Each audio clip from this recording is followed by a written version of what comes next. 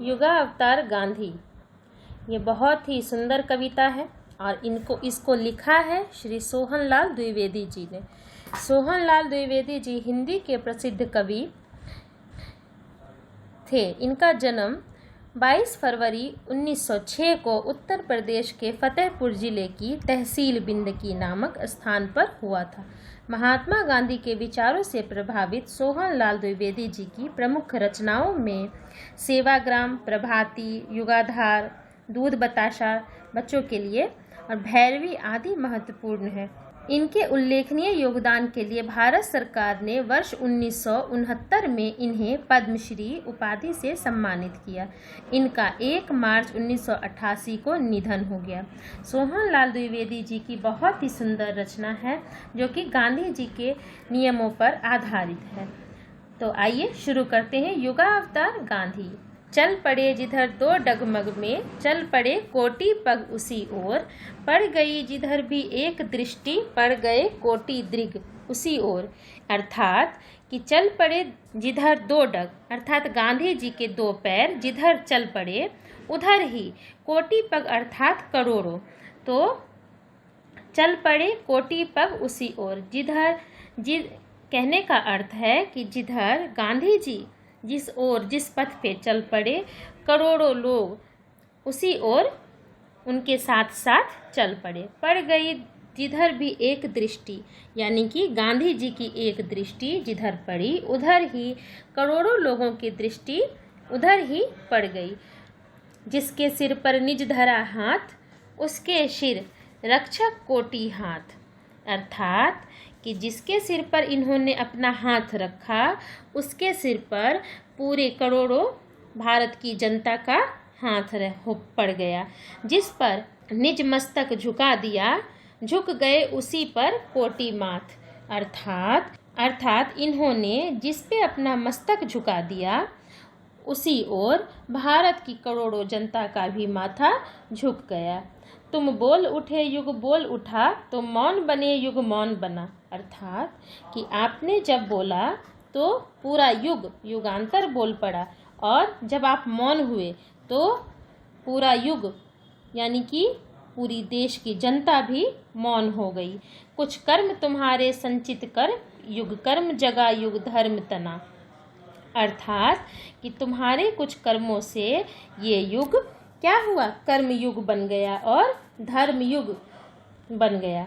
युग परिवर्तक, युग संस्थापक, युग संचालक है युगाधार, युग निर्माता, युग मूर्ति तुम्हें, युग युग तक युग का नमस्कार। अर्थात कि आप युग परिवर्तक हैं, आप युग संस्थापक हैं, आप युग संचालक हैं और इन्हें हे युगाधार की उपाधि भी दी गई है। कवि ने इन्हें ये हे युगाधार कहा है, युग निर्माता कहा है, युग मूर्ति कहा है और कहा है कि तुम्हें युग युग तक युग का नमस्कार, यानी कि जब तक सदियां रहेगी, जब तक दुनिया रहेगी तब तक आपको नमस्कार।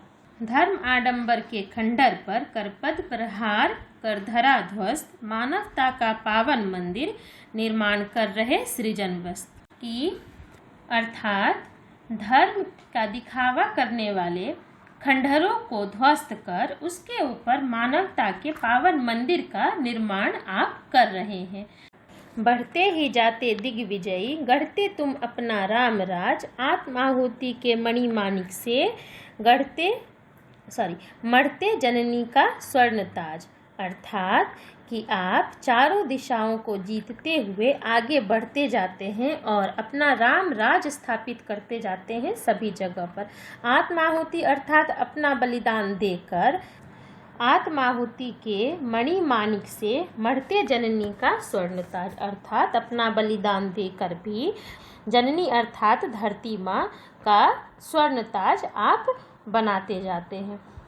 पिस्ती कराती जगती से, प्राणों में भरते अभय दान, अधमरे देखते हैं तुमको किसने आकर यह किया त्राण। पिसती कराहती जगती के प्राणों में भरते अभय दान, अर्थात कष्टों से भरे हुए जगत को आप अभय दान दे रहे हैं। अधमरे देखते हैं तुमको, किसने आकर यह किया त्राण, अर्थात कि जो लोग जीने की उम्मीद छोड़ चुके थे उन्हें आपने आकर उबारा है। और वह सोचते हैं कि यह कौन है जिन्होंने हमें इन सारे कष्टों से मुक्ति दिलाई है अस्त्र शस्त्र कुंठित लुंठित, सेनाएं करती गृह प्रयाण, रणभेरी तेरी बजती है, उड़ता है तेरा, अर्थात अस्त्र शस्त्र सारे घिसे हुए हो गए हैं जिनकी धार खत्म हो चुकी है, और लुंठित अर्थात गिरे हुए, सेनाएं करती गृह प्रयाण अर्थात सेनाएं जब जितने भी युद्ध भूमि में रणभूमि में सेना थी सभी सेनाएं गृह प्रयाण यानी कि घर की तरफ प्रस्थान करती है। रणभेरी तेरी बजती है, उड़ता है तेरा ध्वज निशान, यानी कि के समय बजाने वाला वाद्य यंत्र है, यानी कि वो भी आपकी ही बजती है। उड़ता है तेरा ध्वज निशान, और यानी कि युद्ध में आपका ही ध्वज निशान उड़ता है। हे युग दृष्टा हे युग सृष्टा, पढ़ते कैसा यह मोक्ष मंत्र, इस राजतंत्र के खंडहर में उगता अभिनव भारत स्वतंत्र। कहते हैं कवि कि हे युग दृष्टा हे युग सृष्टा, यानी कि